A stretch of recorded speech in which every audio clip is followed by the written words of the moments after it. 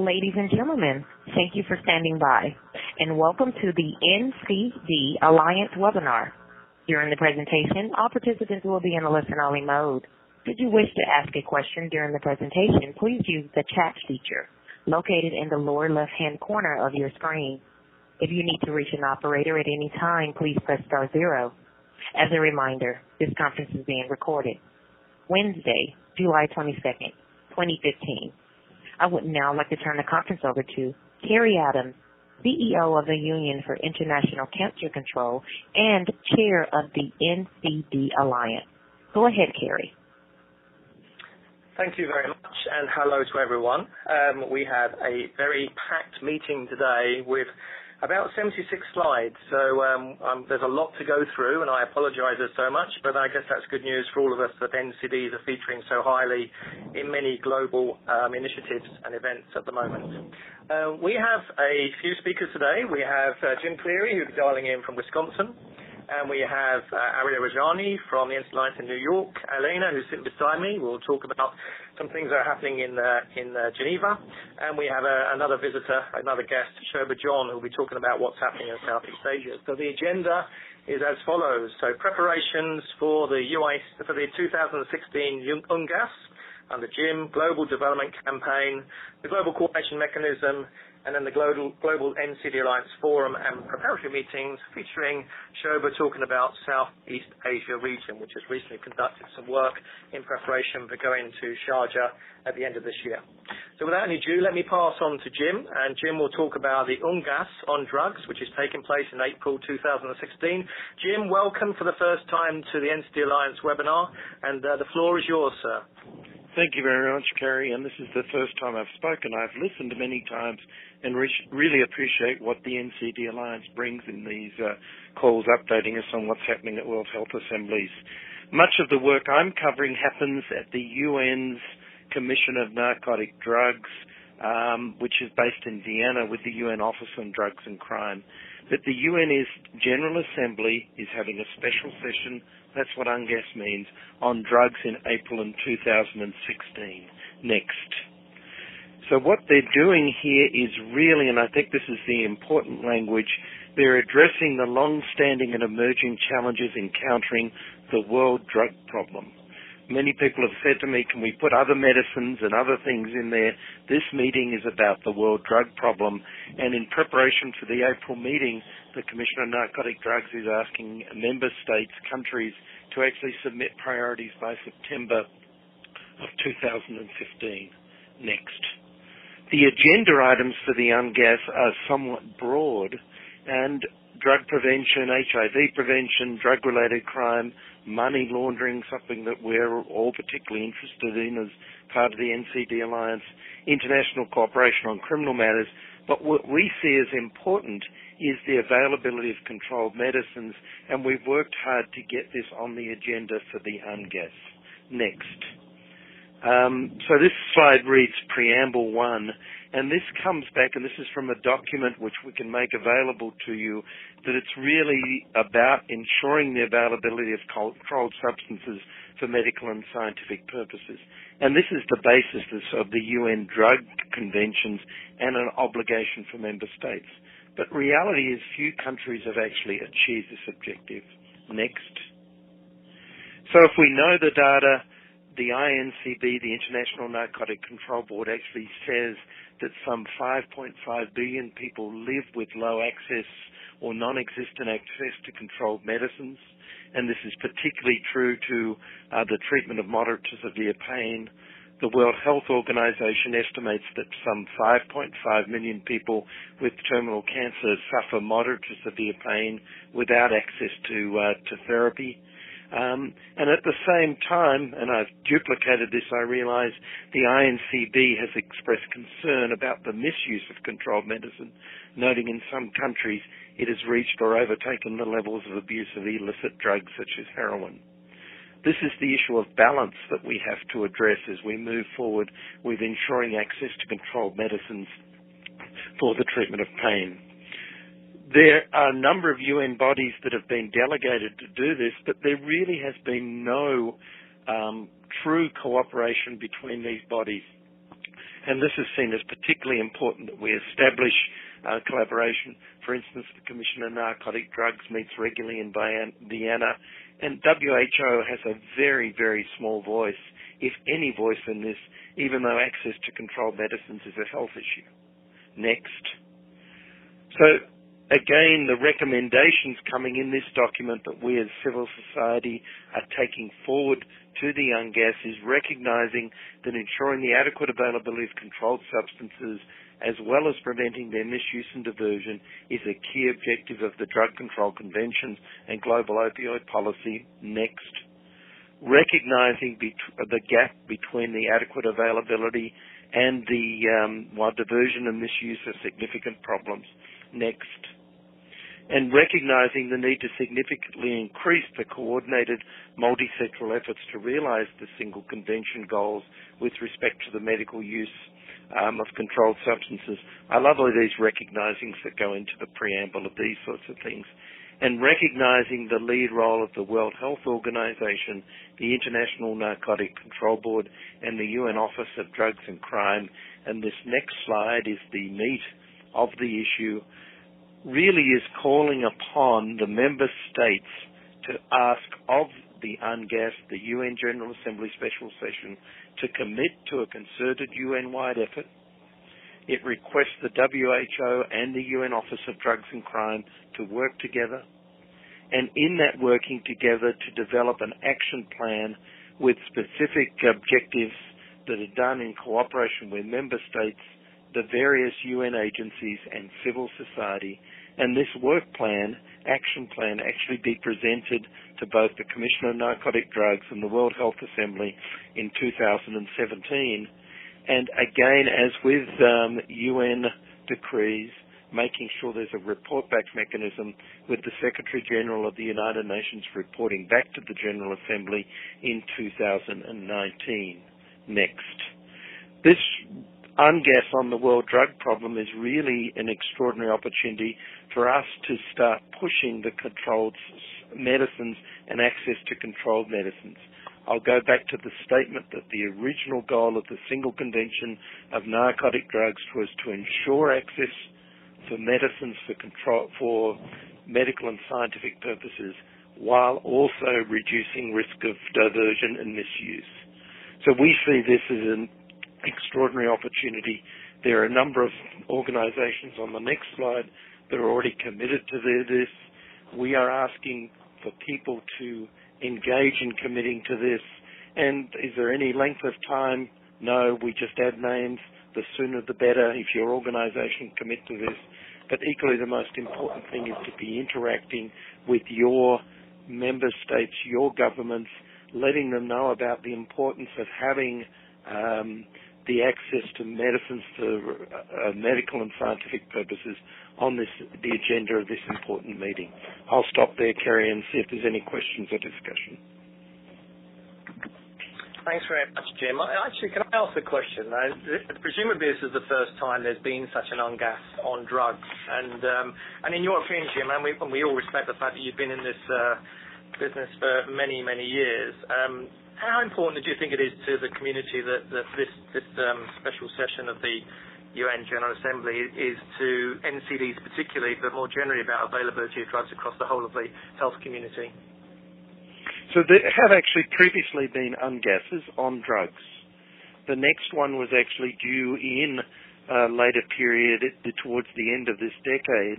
This has been brought forward especially because of some of the issues that have come up, for instance, with states legalizing marijuana in the United States and with different countries, with the use of indigenous products, cocoa and those sorts of things. So it has not been a high-level agenda item as they talk about the drugs. What we hear, though, is a number of member states, Australia and others, some of the Panama, people who have worked at the Commission of Narcotic Drugs and the World Health Assembly beginning to push this forward.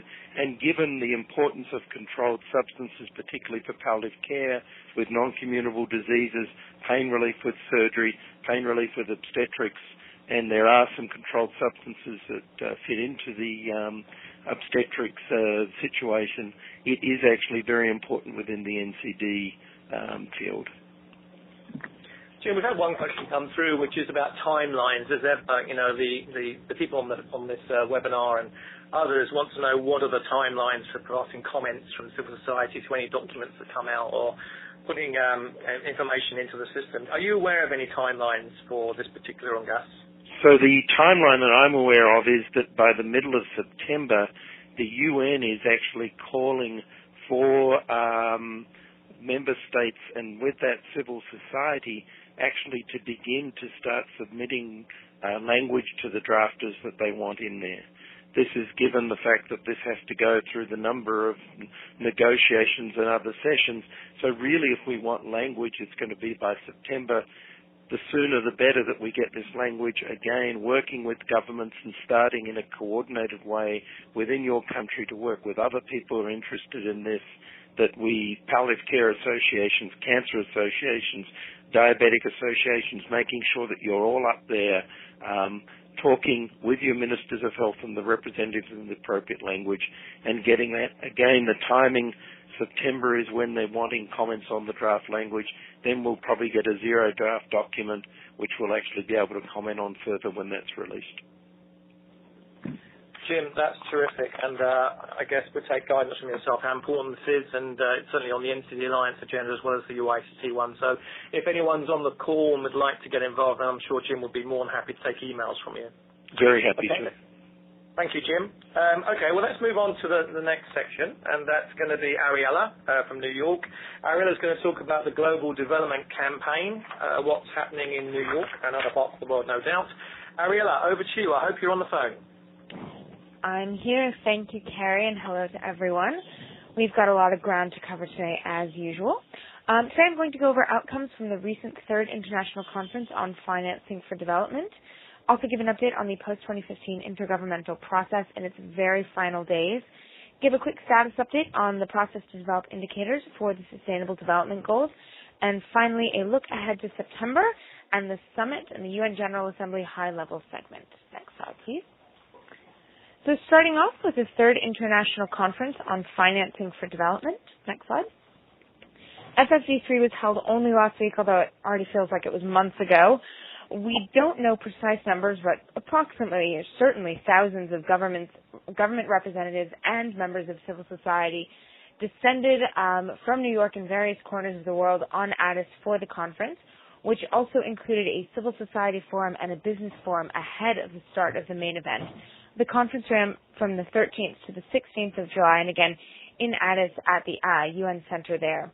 The purpose of FFD3 was to agree a new framework for financing for development, one that will underpin and support the implementation of the post-2015 agenda. From the start, the intention was to have an outcome that was ambitious, inclusive of all priorities and relevant actors, as well as balanced in its treatment of resources and responsibilities.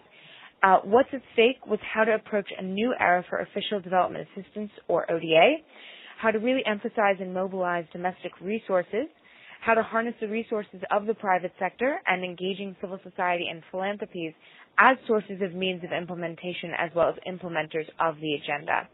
This was all considered bearing in mind the estimate produced by the UN Conference on Trade and Development, or UNCTAD for short. They recently did a costing exercise that puts a price tag of the SDGs at $175 trillion over the next 15 years. So clearly a lot of ambition was and is needed around and going into FFD and, of course, in the follow-up going forward. Next slide. Negotiations for FFD outcomes started in February of this year here in New York and carried on through July 7th. Now, there was a definite sense in the room and in the early draft text of this as being a new era, quote-unquote, for development and development financing, requiring, again, another quote, a paradigm shift in policy agreements. What this also meant was trying to address some of the critical issues in a new way, starting with and including official development assistance. While developing countries made it clear that for many, ODA is the main source for development financing, especially in least developed countries, developed countries from the start had pushed for a reframing of ODA as a resource that will be used in more efficient and more catalytic ways, and most notably as a way to really kickstart domestic system reform and domestic resource mobilization. On that area of domestic resource mobilization, the ADIS process from the beginning has always included a very, very sharp focus on the need to increase domestic resource mobilization, particularly and especially in developing countries. Another critical issue was the growing role of the private sector and engaging the private sector as a top-line priority as part of FFD3. And finally, how this financing agenda relates to the post-2015 agenda and its means of implementation was a question to be answered in part by the ADIS conference and the FFD3 outcomes. By the end, it really came down to three issues. The first was an upgrade of an international tax committee, which sets tax normative guidance for all countries. The issue and the principle of common but differentiated responsibility, which I'll speak more about later on, but that really came through as a priority problem and a priority issue going into ADIS. And finally, follow-up and review, especially on coherence with post-2015. And now, because these issues are so huge and so important to so many countries, and despite all of the well-intentions to conclude by end of June in New York, they were not able to do so, and even going beyond their deadline, and in fact sent an open outcome document to ADIS for negotiation there. Next slide, please. So we had an open document heading into the conference, and the very good news is that FFD3 wasn't a total flop, and they in fact adopted an outcome document. They held very brief final negotiations at the ministerial level in ADIS, focusing only on the tax committee issue, setting aside common but differentiated responsibility and fit within post-2015 agenda to make sure that they could agree something by the end of the conference. On Wednesday night, the adoption of the Addis Ababa Action Agenda was gavelled to much applause and I think a very palpable sense of relief by everyone in the room and who's been working so hard on this for months. Some critiques of the final text include disappointment over a lack of concrete deliverables. Some perhaps and very rightly say that it's not nearly ambitious enough and contains language that implies an over-reliance on the private sector for development resources going forward, and that there are not enough system or governance reforms to make country and international systems more efficient and more effective in their development resourcing. On the bright side, this text does bring financing and sustainable development agendas closer than ever before in Doha and Monterey. It calls for the establishment of what's called a technology facilitation mechanism, which will be launched in September, as well as what's called an infrastructure forum to support developing countries in areas such as transport. Finally, there's an emphasis in the text on better coherence with financing inputs and development outcomes, which is really good to see. More info and a copy of the Addis Ababa Action Agenda can be found if you use that link below on the slide. Next slide, please. I think despite the critical outcry from many within civil society and perhaps some within governments, I think we can safely say that FFD3 proved a huge win for health and NCDs. Thanks to collaborative advocacy with partners including the World Lung Foundation, FCA, and CTFK, there's some really, really good language in the final text that will serve us very well going forward. Particularly, the agenda starts early with a call to deliver essential public services for all, including health services. Paragraph 32 recognizes the enormous burden of NCDs in developing and developed countries alike, which is very good, with a particular emphasis on the burden in small island developing states. It then goes on to call for taxation as a revenue source as well as a tool to improve health outcomes, which is a huge win. Early in the text, it also calls on utilization of funds and tools for public health resilience and to respond to public health emergencies, and I think this was in part a response to, of course, the recent Ebola crisis. There's a paragraph later in the document, I think it's paragraph 77, entirely dedicated to health, and it starts with support for health partnerships, including Gavi and the Global Fund, and then references the need for health system strengthening, including the achievement of universal health coverage and the application of catalytic funds to see that health systems are strengthened going forward. There's a reference to research and development for NCDs and communicable diseases, and that includes a reference to access to medicines and the TRIPS declaration, as well as access to vaccines. I mentioned the call out to tobacco taxation is a very useful tool for revenue for sustainable development and early in the document. There's also language in that health paragraph that calls for strengthening the implementation of the Framework Convention on Tobacco Control, and that's very much in line with Target 3.A in the post-2015 agenda. So good coherence across FFD3 and the post-2015 agenda from the NCD and health perspective, and again, really progressive language and good outcomes for the health and NCD community from ADIS. On the bottom there is a link to a press release issued jointly by NCDA, the Union, WLF, FCA, and CTFK, really talking a little bit more about these big wins and why they matter so much for us going forward. Next slide, please. There were over 200 side events in ADIS, including upwards of 20 on health, which I think is pretty good considering it wasn't a health conference. WHO had organized an event on Monday with the intention to focus on a broad array of health issues and financing needs, but we were not unhappy to see that the event ended up focusing largely on NCDs. There was a discussion on the forthcoming report of the GCM Working Group on financing, which Alena will cover later on in our webinar, as well as a discussion on scaling up the implementation of universal health coverage.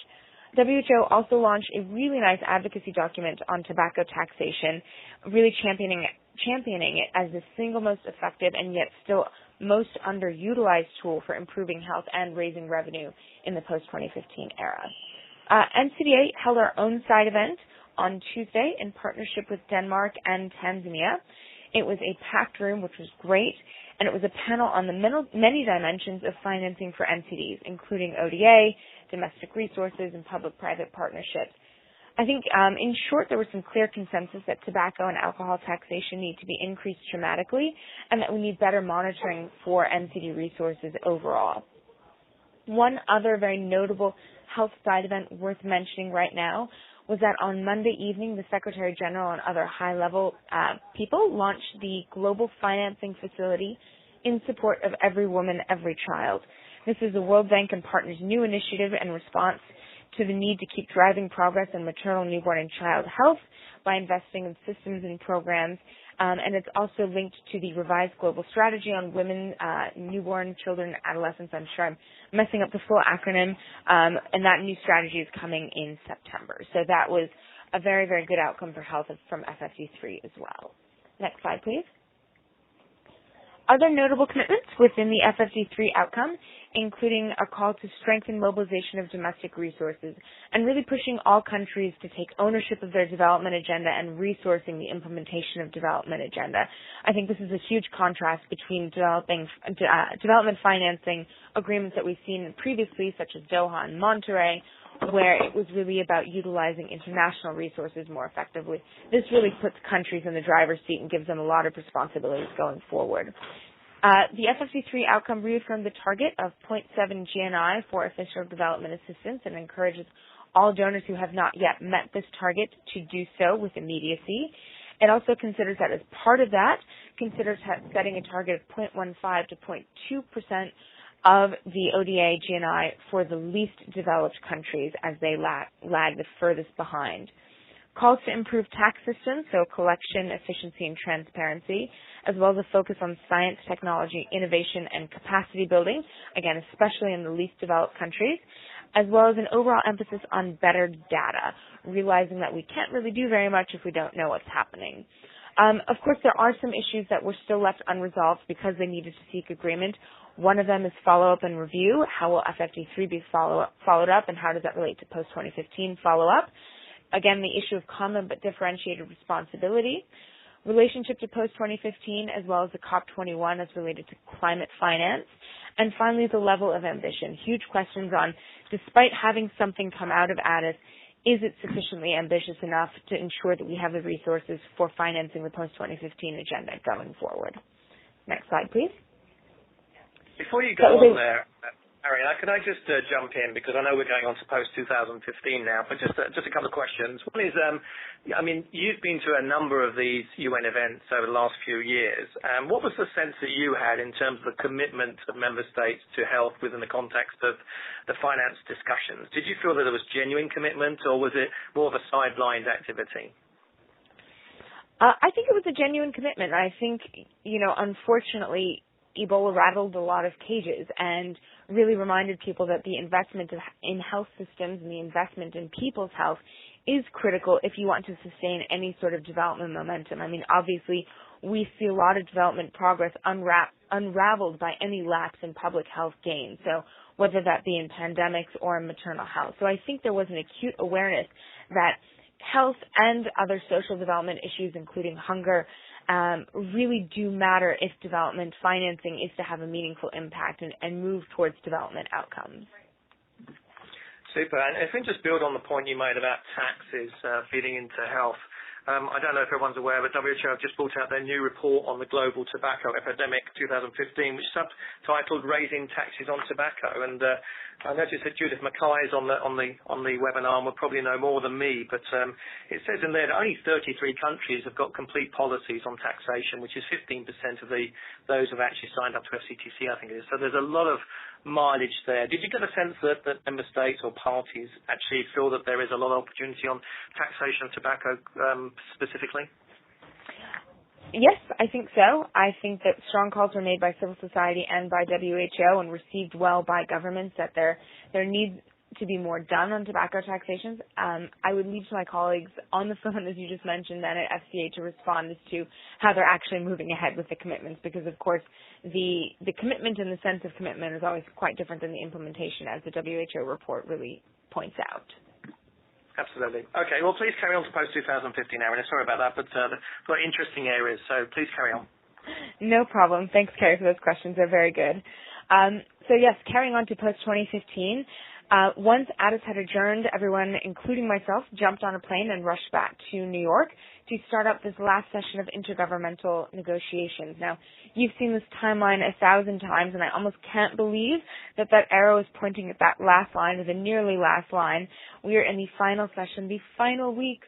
This is supposedly it, and then the document will be sent for adoption at the September summit with heads of state. Next slide, please. So because June and July sessions were so similar, I hope you'll indulge me and allow me to cover both in one go. The June session and this current session are focused on the outcome document to adopt the post-2015 agenda. There are 5 components of the outcome document which cover the full package of the post-2015 agenda. The outcome document starts with the preamble, which is meant to communicate the intention of the agenda. The preamble is where the co-facilitators have introduced the concept of the, quote, 5 Ps: people, planet, prosperity, peace, and partnership.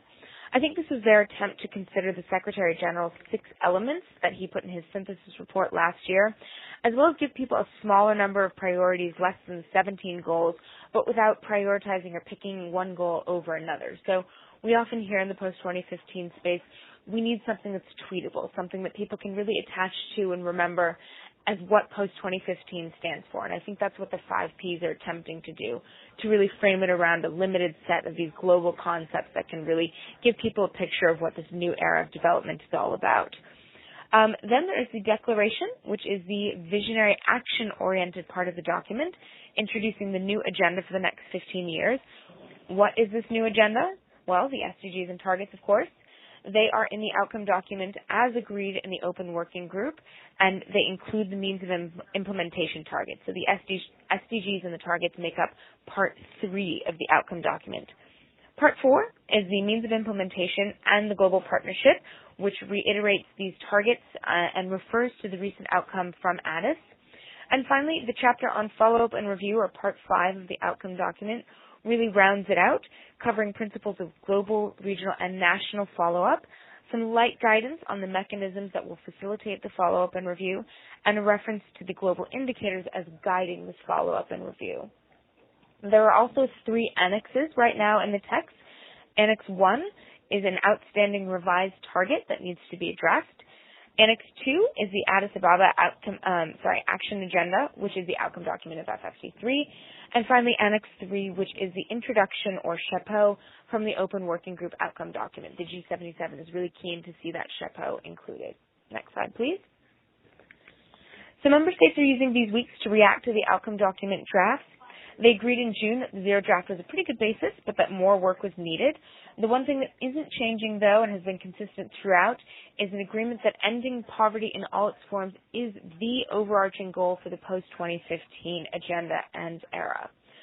In a way, that is where the major agreement kind of stops and where some of the light disagreement all the way to overt dissent really starts.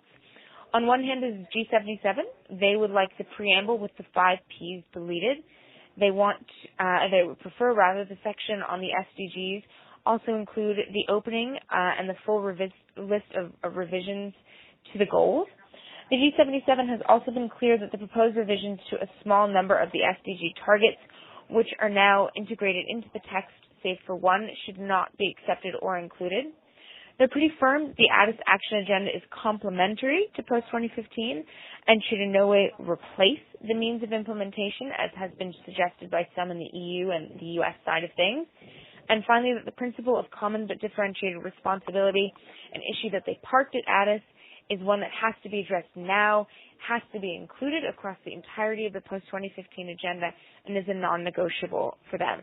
Now, so for those of you familiar with CBDR, unfamiliar with CBDR, as I still largely am, it is a principle that was developed decades ago under the original Rio Agreement that acknowledges that countries all have different starting points when it comes to climate change and addressing climate change. So it's largely and historically an environmental principle.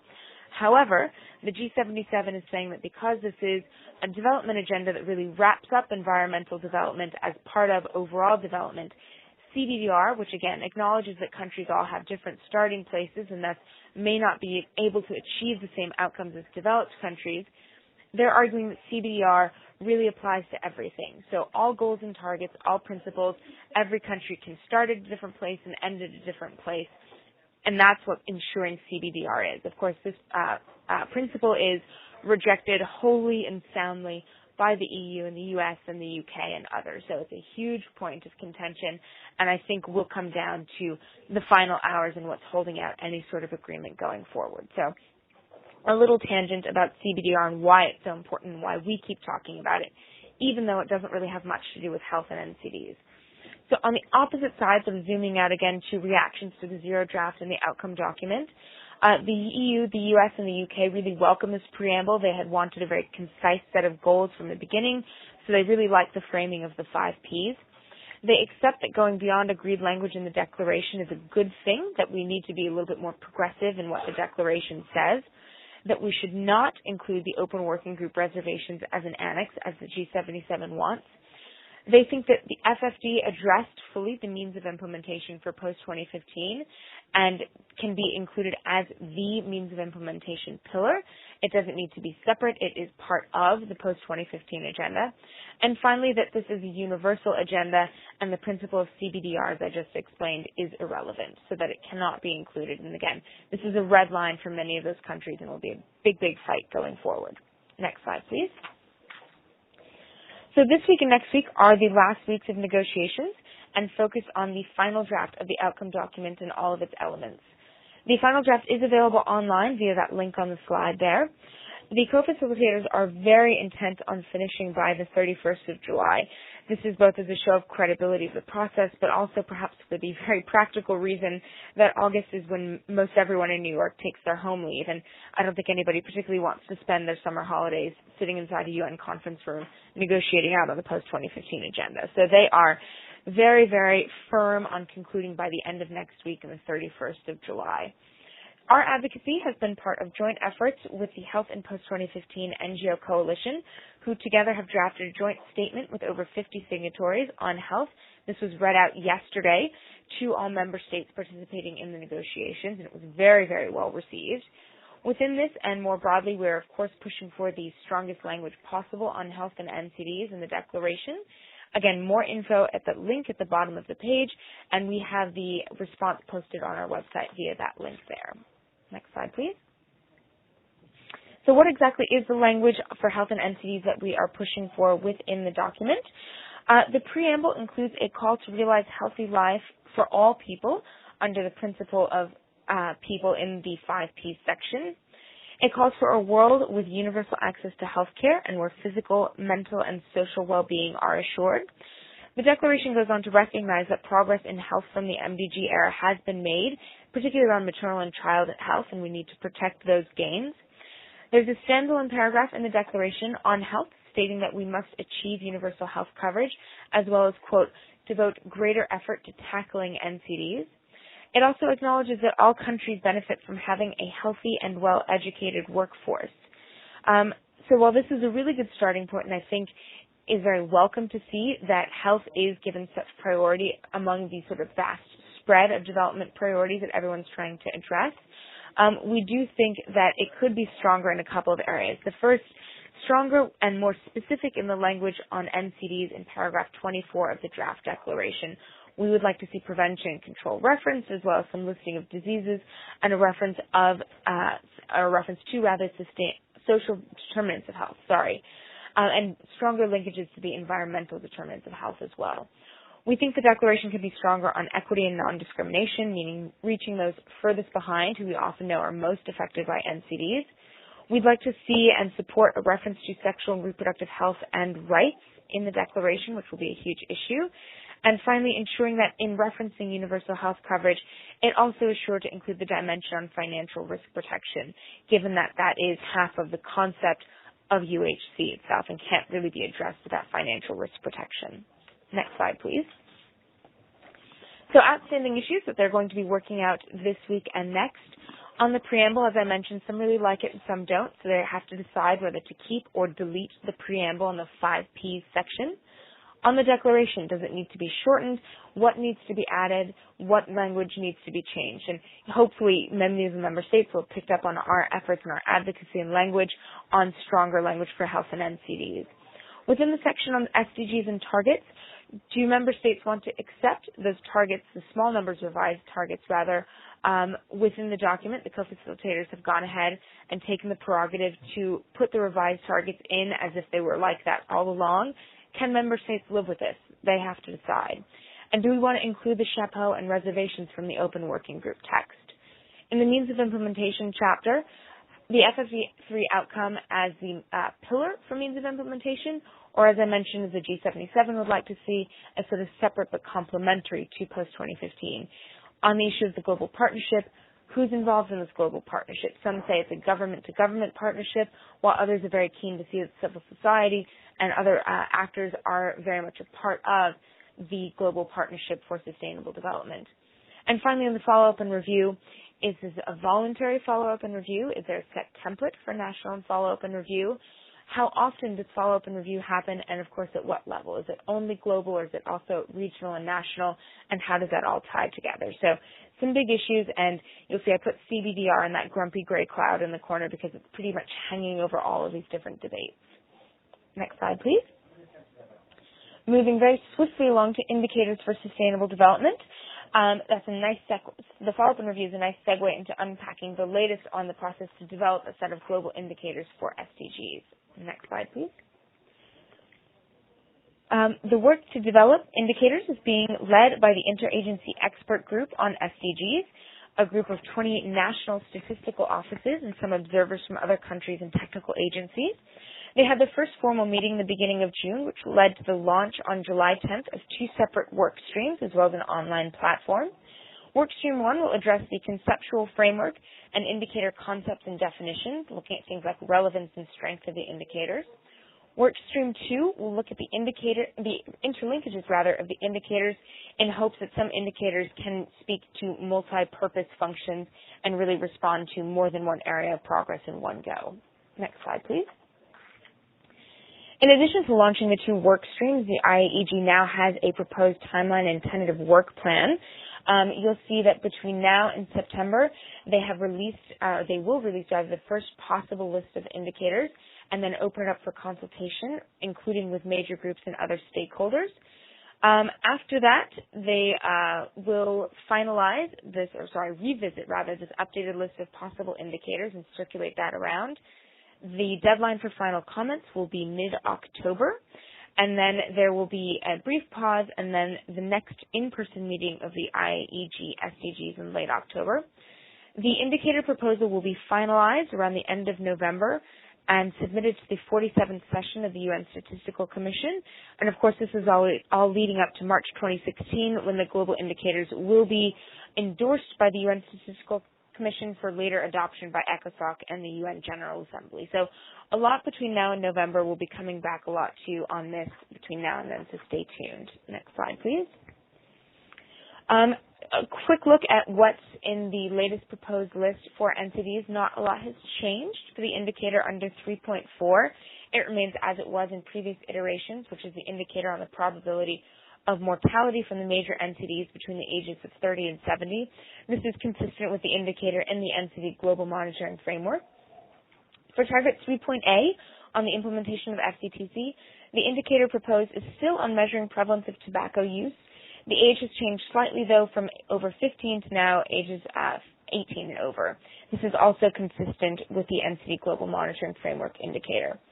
When it comes to the overall picture of what the IAEG is considering under health, they want to ensure that each indicator aligns with the criteria established, as well as the strength and reliability of the indicator. You'll also note that some of the health targets in the proposed list have more than one indicator, some as many as 4, but that's because some of the health targets, many of the health targets, cover more than one issue and hence need more than one indicator. Ideally, the SDG indicators will measure both outcomes and quality and are able to be disaggregated by age and other stratifiers.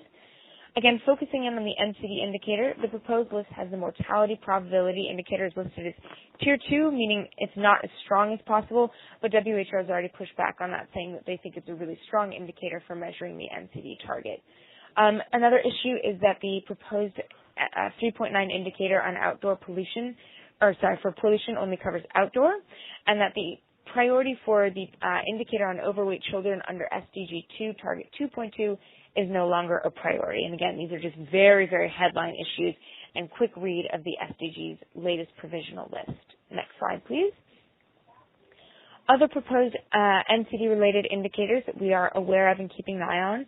We've seen a change. Target 3.8 now has 2 indicators on UHC, which is very good, including both coverage of tracer interventions, so the coverage aspect of UHC, as well as the fraction in the population protected against catastrophic out-of-pocket health expenditures. Civil society, including the NCD Alliance, made a strong push on this to make sure that UHC is measured in both dimensions, as UHC cannot be one without the other. And then on target 3.B, proportion of population with access to affordable essential meds. Our priorities going forward, again, keeping an eye on 3.4, 3A, and the UHC indicators under 3.8, and ensuring that health and NCD-related indicators are covered across the SDGs. This is, again, a reminder that the indicator process will wrap up in March of 2016 when the UN Statistical Commission endorses that final list. Next slide. Ariella, it's Cary again. Can I Hi, jump Cary. in? Of course. Take a glass of water because I'm sure you're drying up with all those slides. Just a couple of questions. On one of the slides, you refer to the timeline for SDG indicators, and it says 11th of August to 4th September, open a consultation for all national statistical officers, observers, major groups, and stakeholders. And does that include civil society? Does that include us? I mean, is there a way or a means that we can continue to make comments, or is that stakeholders defined somewhat differently?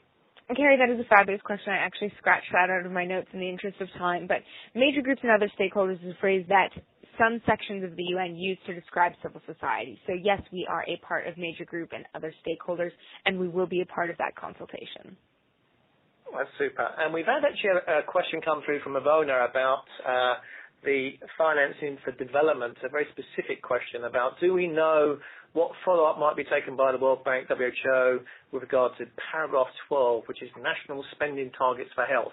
Do you know what the follow-up will be from the World Bank and WHO to promote NCD spending, or is it at early days yet? Where are we on that?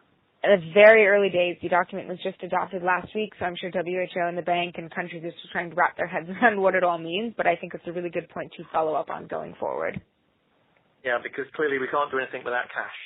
So at that point, money needs to flow into the NCD space. Okay, super. Now you've had a chance to some cold water. You can move on to the next slide, okay? Okay, thank you. And I promise not much more to go. Just a quick look ahead in the September summit. The summit to adopt the post-2015 agenda will be held on September 25th to 27th, which, yes, unfortunately, is over a weekend, so sorry if you had big weekend plans during that time. It will be for the adoption of the post-2015 development agenda. Heads of state and heads of government, as well as ministers and civil society, will be in town and involved. Registration details are forthcoming, so they have not been released yet, and we will certainly make you aware when they do become available. The summit itself will be structured around main plenaries with 6 concurrent interactive dialogues. Dialogue 2 has a subheading on health. There's currently an online process to submit nominations for civil society participants in these online dialogues, and NCDA has gone ahead and submitted a nomination on behalf of the NCD Alliance in hopes that we are chosen to speak about NCDs in Dialogue 2. This forum is open until the 23rd, so if you have an organizational interest in submitting somebody to speak within these interactive dialogues, you have until tomorrow, I suppose, to submit that nomination, and that is done through the UN Non-Governmental Liaison Service. And sorry, I don't have a link to that process on the slide, but I'm sure if you Google it or you can contact us and we can shoot you that link so you can apply if you're interested. Next slide, please. NCD's planned activities, we are in very early stages of putting together our activities for September, but briefly, we have an invitation-only evening reception on Thursday the 24th, which will be to mark the handover of the role of chair of the NCD Alliance, as well as to sort of celebrate our milestones in the global development campaign and looking ahead into some very exciting activities coming up this fall for NCDA. Friday, we don't have anything planned, and that's the official start of the summit. Our main side event will be on Saturday the 26th of September during the lunch hour, so 1:15 to 2:45. Sunday the summit ends, and then Monday the UNGA high-level debate opens, so the heads of state statements where they talk about all the great progress that everyone's making in their own countries. If you're holding a side event, please do be in touch with us.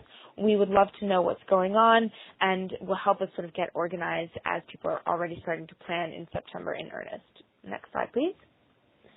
So finally, a call to action and what you can do in these coming months. Please support our ongoing advocacy around post-2015. That includes strong language in the declaration, starting to think through national and regional implementation of the post-2015 agenda, so reaching out to your governments and other members of civil society to see how this all will sort of hit the ground running January 1st of 2016, and promoting FFD3 outcomes. You can follow along the indicator process. There's a link there with more info. Of course, our post-2015 toolkit and resources are always available to you and for your use, and they include some very specific advocacy tools. And finally, we'd always love to hear from you and communicate with you and collaborate with you on NCDA, or with NCDA rather, on your activities in hopes that we can have a united front going into the implementation phase. So, Cary, with that, I will thank everybody for bearing with me this very long update and for everyone's attention and commitment as always. Ariella, thank you very much, and for the team there that put that together, that was very, very good. We have one question come through from Bill Jeffrey, which is about Target 3.4, probability of GF due to CVD and the other NCDs. Just asking the question whether that masks the difference between good prevention systems, like, addressing risk factors, and also in relation to treatment. Are there other measurements available to resolve this ambiguity, he asks. Is it picked up elsewhere in the indicators? I'm not sure I perfectly understand the question as phrased, but I'll try to answer. The indicator itself is not really unpacked, but if you recall, the 30 to 70 is an aggregate itself of the global monitoring framework, which does pick up on prevention interventions as well as drug and treatment interventions in a way of sort of resolving the different approaches at a country level in success in prevention and control and treatment. So I think it really serves us all well to think of that 30 to 70 as itself an aggregator for the global level, but then looking at the global monitoring framework for more specific granularity on prevention and treatment and success therein. Okay, so we revert back to the wins we've had on the UN high-level meeting and the global monitoring framework as our voluntary targets for countries on NCDs, yeah?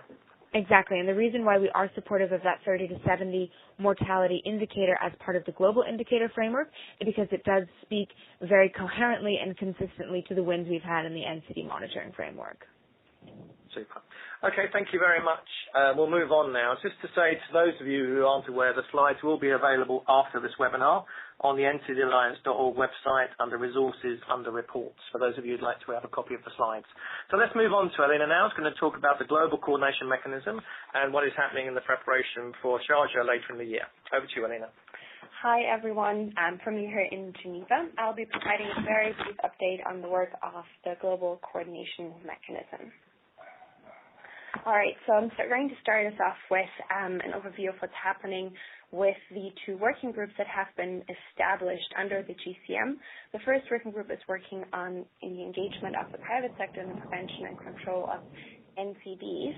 The group met for the second time on the 17th and 18th of June, and this meeting included a full day of consultations with mainly industry, but also some NGOs such as the NCD Alliance. And the meeting summary of this meeting, you can find it online under the link included on this slide. And there's a separate summary also for just day one, which was the consultation with industry. So two reports on this second meeting of the working group. We are expecting a draft report, including a set of recommendations, to be made available shortly for public consultation during the month of August. And as always, NCD will be developing a submission. So please share any feedback, any observations, any comments that you may have on this report when it's out. And of course, we'll let you know when it's been made available. The next meeting of the group is scheduled for the 21st to the 22nd of September, and I understand that in the follow-up to this third meeting, a final report will then be drafted, and I suppose there'll be another period for public consultation, and it should go to the DG by December. The second working group established under the GCM is working on financing for NCDs, and this group met for the second time in May, in early May. In the follow-up to this meeting, a draft interim report was developed to be presented at the Financing for Development conference. This report is not public yet, even though it was presented in ADAS. And we understand that it will be made available shortly, again, for public consultation during August. So they're fine-tuning the report a little bit after its presentation in ADAS. And I'll come back to this report in a second. To be expected, again, we'll be developing a submission on this report. Again, I encourage you to share your observations with us to be included in our submission, and then the group will meet just after the first working group meets in September for the third time. Similar process. There'll be a final report developed after this meeting for another round of consultations, and that should land on the desk of the DG by December. Next slide, please. All right, so caveat here again, this working group isn't actually publicly available or downloadable yet, but was presented by one of the co-chairs of the working group in ADAS, and it included 5 recommendations. That was and some reference to the linkages with the overall FFD process. The first recommendation is really based on the recognition that significant additional investments for NCDs are required to attain the SDGs, so calling for significant scale-up for resources for NCDs. The second recommendation is around leveraging domestic resource mobilization, and this very much in keeping with the general approach and outcomes of Financing for Development 3 includes taxation of tobacco and alcohol, but not food and beverage. So the working group is calling for taxation of tobacco and alcohol under this second recommendation.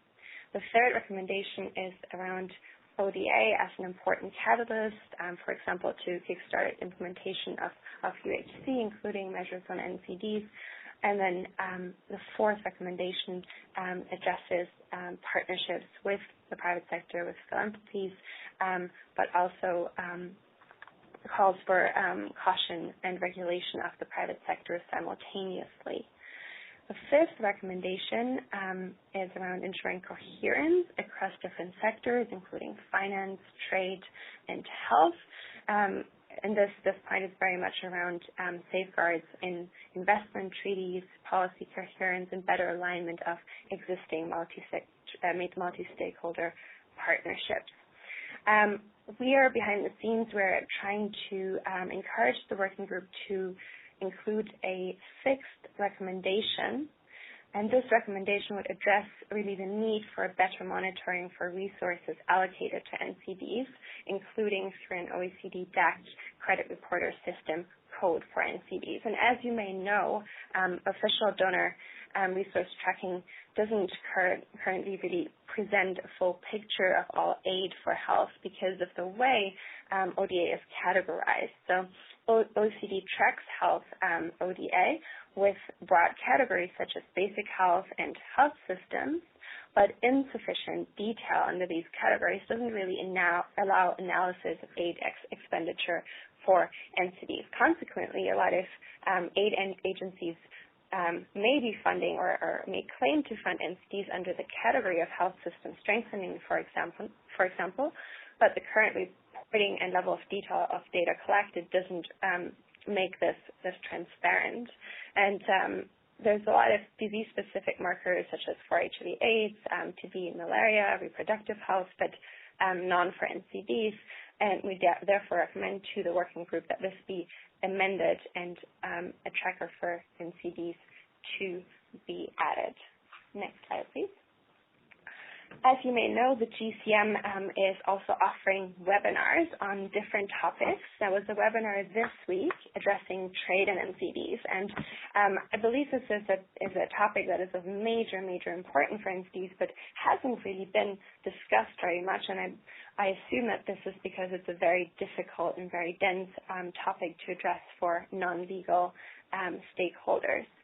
So the webinar, and I'm going to be quite brief on this, but I still wanted to include it in this webinar, really recognizes that there are existing and potentially conflicting regimes in public health and trade, which shape how both work and interact. In public health, we have the FCTC, which is legally binding. We have the NCD Global Action Plan that explicitly talks about tobacco, salt reduction, alcohol consumption, etc., and has potential impacts for national regulation and legislation.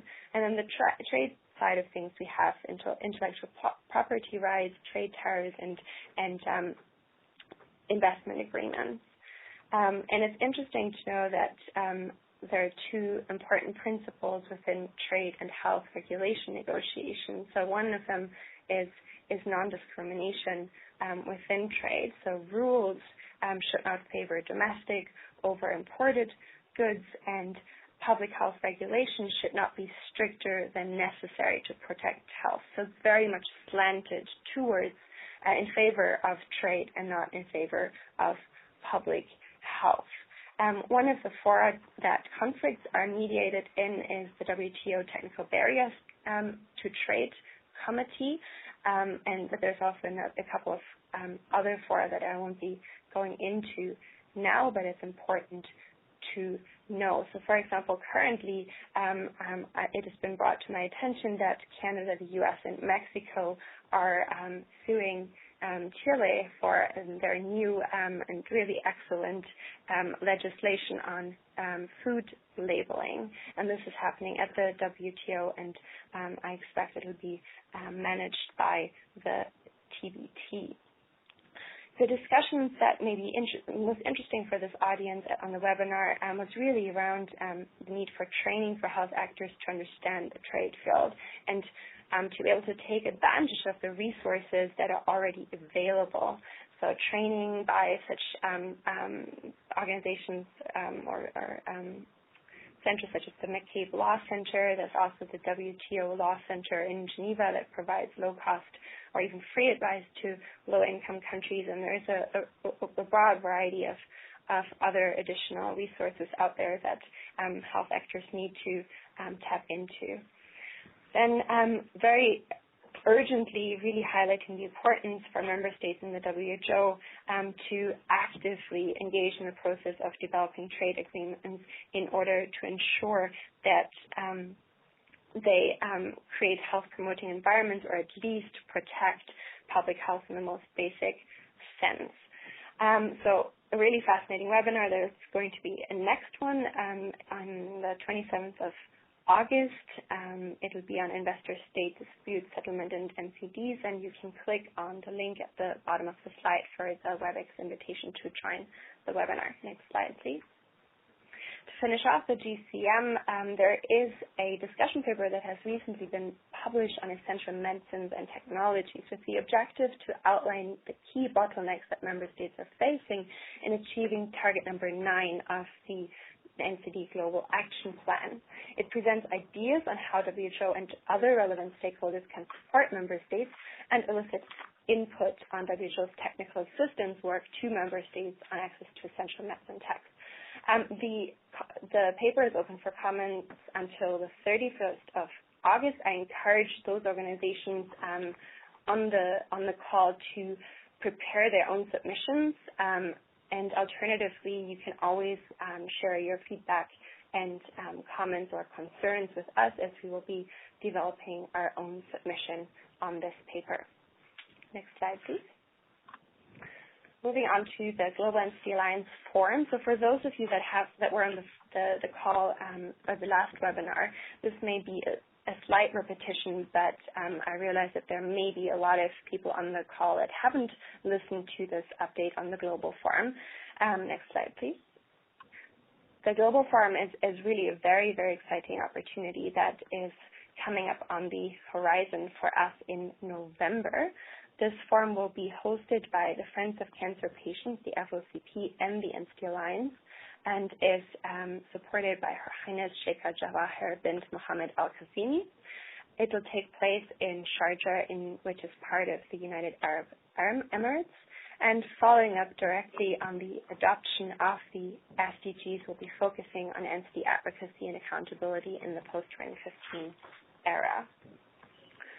The audience for the forum will consist of 80-plus national and regional NCD Alliance representatives and about 100 key NCD stakeholders from across sectors. And this Global Forum is by invitation only.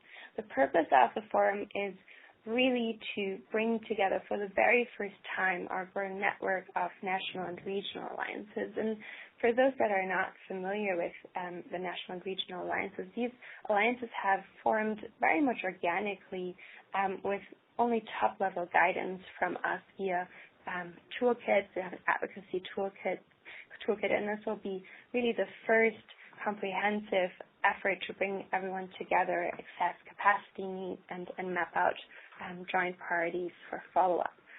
The format of the Global Forum is 2 days of plenary sessions, interactive workshops, and networking sessions. Next slide.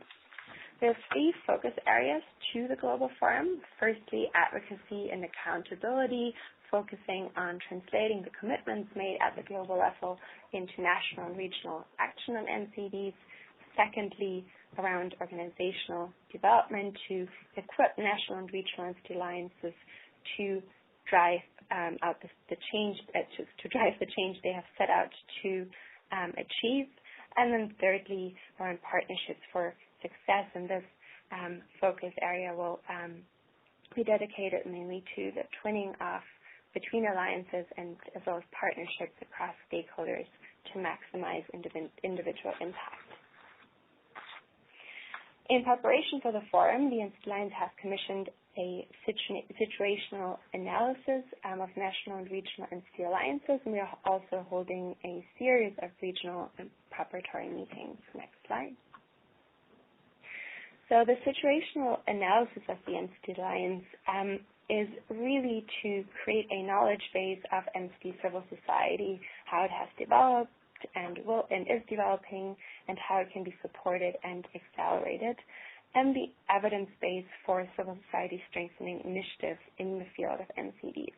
We have commissioned 2 independent consultant to conduct this comprehensive situational analysis of the current 36 national and 4 regional NCD alliances, aiming to gain a better understanding of who these alliances are, their structure, their activities, their capacity needs, and overall trends in advocacy agendas. And to achieve this aim, we are conducting an online survey, and for those of you on the call that have received an invitation to complete this survey, I very much encourage you to do so, as the deadline is this coming Sunday, the 26th of July. For everyone else, just a quick note that this online survey is specifically for national and regional alliances, as well as the member associations of the NCD Alliance Federation. So if you're part of one of these two groups and haven't received an invitation, please let us know, and we'll make sure that the survey gets to you ASAP. We are also conducting a great number of in-depth interviews with the key contacts of the NCD alliances that we are aware of, existing at the national and regional level, and then in addition, the feedback from the regional meetings that we are holding, and I'll be talking about these in a minute, will also inform the situational analysis. And then all of this together will both inform the content of the Global Forum as well as NCD's overall work at the national and regional level in the coming years. Okay, so moving on to the regional preparatory meetings that are underway. The objectives of these meetings are to share experiences, challenges, lessons learned, and best practices, to stimulate a multi-sectoral approach to NCD prevention and control, to explore, nurture, and support incipient national and regional alliances, and to identify the respective region's main capacity building needs. Next slide, please. So we've already seen 3 meetings happening, with the last one taking place in Delhi in India, and I'll come to that in a second. And we'll have additional meetings planned for EMRO in early September. This meeting will take place in Cairo in Egypt. For AFRO, 1st to the 3rd of October in Nairobi, Kenya, and then WIPRO and EURO are still to be confirmed. So moving on to the Southeast Asia regional meeting. This meeting took place just about 1.5 weeks ago, from the 9th to the 10th of July in New Delhi, India. We're pleased to see 95 participants, including 70 representatives from civil societies from 9 of the 11 Southeast Asia region countries. And this is really quite an amazing achievement to bring to have representatives from 9 of these countries at the meeting. And then obviously some representatives from the NCD Alliance, and then a good number of WHO country offices and regional offices staff also attended the meeting. The aim of the meeting was to strengthen the civil society movement in the region by facilitating the sharing of experiences, reviewing the overall capacity, and fostering alliances to drive advocacy, policy, and accountability. In preparation to the meeting, the NCD Alliance commissioned a background paper mapping the Southeast Asia region civil society organizations. This background paper is actually now available on the WHO CRO website. The link is included on the slide, and Shoba will walk us through the background paper in more detail in a second. And then there was 2 days of very focused group work and plenary discussions to identify the Southeast Asia region civil society priorities for joint follow-up and action. I'll now be coming back to the outcomes of the meeting after Shoba presents on the background paper. So now we'll hand over to Shoba. Shoba, are you still there? I'm very much here. Thank you, Cary. Excellent, Shoba. Perhaps you could talk through the next few slides and tell us what a wonderful time you had at the meeting. Hello, everyone. Shoba joining from India. I hope everyone can hear me. I will follow up on where Alena left us in terms of the updates from the WHO CRO regional meeting on NCD civil society. She mentioned a background paper that was prepared as part of the preparations for the meeting. This was commissioned by the WHO Southeast Asia Regional Office and NCD Alliance, and that I would try and present some of the key results from the mapping exercise that went into the preparation of this meeting. Some of the details are specific to the Southeast Asia region, but you would find them useful in contemplating how those features would look like in your own regional context. So objectives of the meeting were primarily to inform the discussions of the meeting that happened in CRO a week back. And in addition, it also aimed to inform the future directions of NCD civil society in the region, and further to inform NCD Alliance's strategy for work in the region. Next slide, please. The mapping had two components. It had an online survey that went out to as many of the NCD civil society organizations in the Southeast Asia region.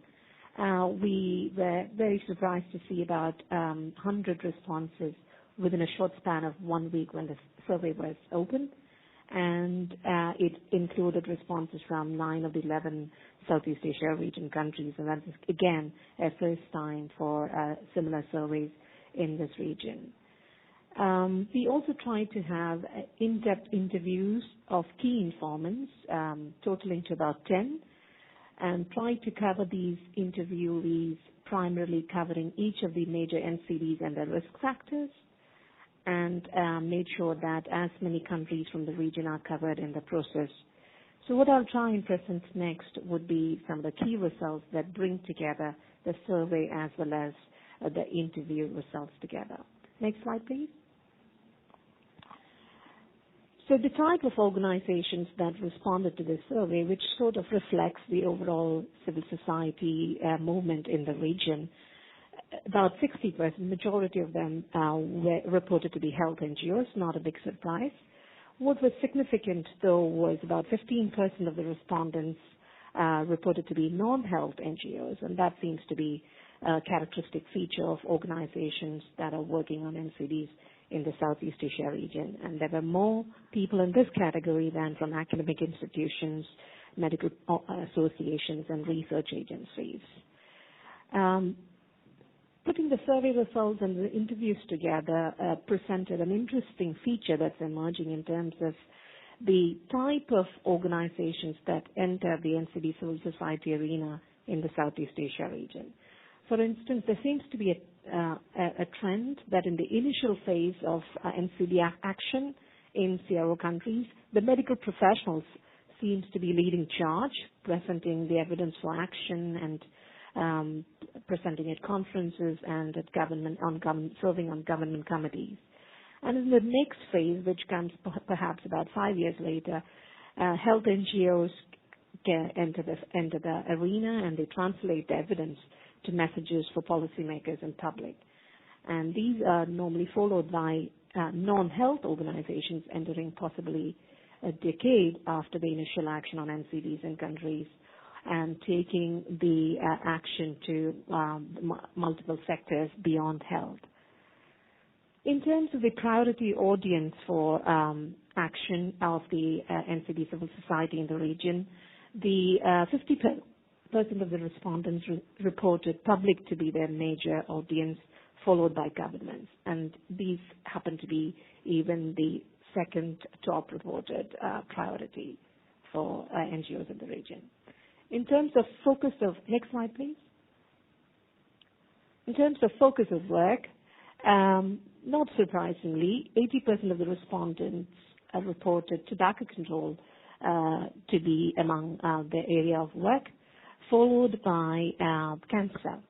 Two interesting observations were that chronic respiratory diseases and indoor air pollution seem to receive less attention from NCD civil society in the region at the moment. Next slide, please. In terms of priority focus of interventions, the type of interventions that are undertaken across NCDs, If you follow the beige bar, you could see that reducing exposure to risk factors was reported as the topmost priority. About 40% of the respondents work in that field of intervention, followed by early diagnosis. Overall, there seems to be focus on prevention and early diagnosis among NCD civil society organizations and other interventions to a lesser extent. Next slide, please. We did inquire about the nature of government civil society partnership in Southeast Asia region, and interestingly, it was described as ad hoc, sporadic, and one of the major reasons that was cited for this was there are no official mechanisms or guidelines for civil society to engage in government NCD programs. And in terms of national NCD action plans, limited to no involvement was reported by civil society from countries in the region. And when it comes to implementation of NCD national plans, the involvement seemed to be even lesser. And the role of civil society in NCD monitoring mechanisms is a concept that's yet to evolve across countries in the region. Next slide, please. Looking at the major gaps in civil society response, financial constraints, of course, seem to be the major gap or rather reason which accounts for many of the other stated gaps. So the next reported gap was lack of coordinated response within the civil society, and followed by limited NGO interest in NCDs in the larger civil society, in the larger NGO world, which includes non-health organizations, rights-based organizations, and all of that. Look, we also inquired what could be potential solutions. Next slide, please. The potential solutions that were reported, the highest was capacity building of NGOs, and in the next slide, we would see what are some specific areas of capacity building that were identified. But in terms of solutions, the next solution that was reported was integration of NCDs into existing program priorities. This is interesting because there's increasing frustration in trying to get vertical NCD programs in several of these countries, and possibly rolling them into existing development and health programs seems to be what at least the CRO Civil Society seems to be thinking as a potential solution to get government action going. Next slide, please. This slide gives us a picture of the specific capacity needs of CRO Civil Society working on NCDs. So you can see that capacity building in the area of advocacy and campaign skills, followed by strategy and campaign planning support and resource mobilization support. These were the areas in which capacity building is appreciated by civil society in the region. Next slide, please. We also asked about what would be some priority areas for action at the regional level, that's at the Southeast Asia region level. And what was reported was that if you follow the navy blue bar, the strategies to address issues that are of cross-border nature, such as promotion of and taxation and trade of tobacco, unhealthy food, and alcohol, was identified as the top priority area for action across the region, followed by monitoring NCD commitments by governments. Next slide, please. In terms of the implications of this mapping for CRO civil society action, obviously the current civil society action seems to be largely focused around reducing risk factors, which is a good sign. However, when we analyzed the data further, it was clear that most of this action is currently geared towards public education, and there's limited action in terms of advocacy for policies with government. So increased advocacy on NCDs and their risk factors, with special focus on issues that are yet to receive government attention, such as indoor air pollution, seems to be the way to go forward. And then participation in national and subnational NCD multi-sectoral bodies and support government in developing and implementing NCD action plans. And the third area for action for civil society, which this mapping seems to be suggesting, is to monitor progress and hold the governments accountable to NCD commitments.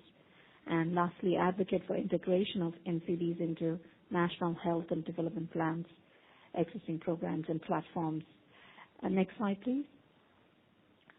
In terms of civil society coordination, interestingly, at the national level, the mapping seems to be suggesting that there is much interest to build multi-sectoral coalitions at national and subnational levels. However, when it comes to regional level coordination, the suggestion, the recommendation from the mapping exercise seems to be more in terms of establishing platforms for sharing information, networking, and advocacy support on an issue, from an issue-to-issue basis. And building regional partnerships around some of the existing geopolitical organizations such as the South Asia Association for Regional Cooperation was highly recommended. So was it recommended to utilize some of the existing regional networks of NCD Alliance federations. There were also some further recommendations for governments as well as for multilateral agencies, which you can find in the paper that Alena mentioned, which is now on the WHO website. I'll stop then. I'm happy to take any questions or comments as the chair suggests. All right, Shoba, thank you very much. I'll be adding just a few points on the outcome of the regional meeting itself. So the main outcome of this meeting will be a report reflecting the discussions that we've had during these 2 days with specific recommendations for civil society, for the WHO, for governments, and the NCD Alliance. And this report will be published at the end of August. I assume it will be available on the WHO CRO website, and we'll make sure to send it around to our network. And I just wanted to leave you with a few examples of what these recommendations will include. So WHO is likely to start immediately a mapping of NCD civil society at the national level throughout the region. The WHO and NCDA will be committing to support some level of capacity building efforts in the region to specifically address gaps in evidence synthesis for advocacy, governance, resource mobilization, and accountability. The civil society organizations attending the meeting committed to fostering and improving their relationships and partnerships with their respective governments.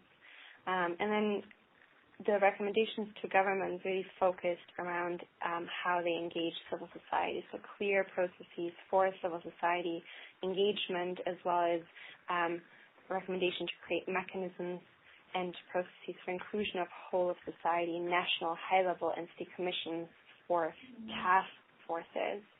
NCD Alliance will continue to nurture the emerging and existing national and regional NCD alliances and coalitions, specifically encouraging twinning initiatives. And I want to end this presentation just walking us through some of the specific priorities for joint follow-up and action that were developed by the participants of the meeting. These priorities for joint follow-up are specifically for the civil society organizations that attended the meeting. So they are part of this report, or the recommendations in this report, but constitute just their own little section in the report. And just to note as well that this report will serve as input to the Global Forum in November, as do any of the reports and recommendations coming out from all of the different regional preparatory meetings that we have held and that we are going to hold in the coming months. So next and final slide. Great. So the participants in the 2-day meeting in Delhi came up with seven priorities for joint follow-up and action.